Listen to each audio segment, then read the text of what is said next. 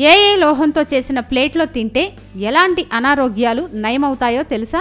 ఇప్పుడంటే మనం steel, పింగాణి, plastic వంటి పదార్థాలతో చేసిన ప్లేట్లలో భోజనం చేస్తున్నాం. కానీ ఒకప్పుడు మన పూర్వీకులు ఎక్కువగా అరిటాకు భోజనం చేసేవారు.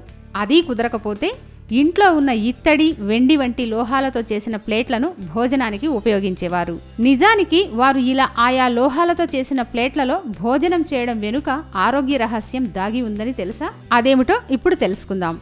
బంగారం, వెండి లేదా ఇత్తడి వంటి లోహాలతో చేసిన ప్లేట్లలో భోజనం చేస్తే ఆరోగ్యం కలుగుతుందని ఆయుర్వేదం చెబుతుంది. ఈ క్రమంలో బంగారంతో చేసిన ప్లేట్లో తినేవారికి ఎలాంటి వ్యాధులు రావు. వారు ఆరోగ్యంగా ఉంటారు. ఉన్న రోగాలన్నీ హరించుకుపోతాయి.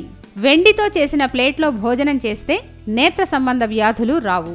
దృష్టి చక్కగా పనిచేస్తుంది. అంతేకాదు వీరికి జీర్ణాశయ సంబంధ సమస్యలు కూడా ఉండవు. ఇత్తడితో చేసిన ప్లేట్లో తినడం వల్ల జీర్ణాశయంలో ఉన్న క్రిములు నశిస్తాయి. దీంతో జీర్ణాశయం శుభ్రమవుతుంది. ఇది శ్వాసకోశ వ్యాధులను నయం చేస్తుంది.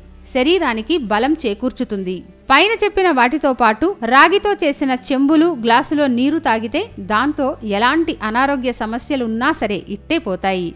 అందుకే మన పూర్వీకులు ఎక్కువగా లోహాలతో చేసిన పాత్రలనే వంటలకు ఉపయోగించేవారు. అయితే అవి ఇప్పుడు కనుమరుగైపోతున్నాయి. ఆరోగ్య సూత్ర అనే ఛానల్ ద్వారా మీకున్న సమస్యలు గాని, మీకున్న అనేక రకమైన అపోహలు గాని తొలగించుకోవాలి అనుకుంటే సింపుల్ గా మా ఛానల్ ని సబ్స్క్రైబ్ చేసుకోండి. మా ఛానల్ పేరు తెలుసుగా, ఆరోగ్య సూత్ర.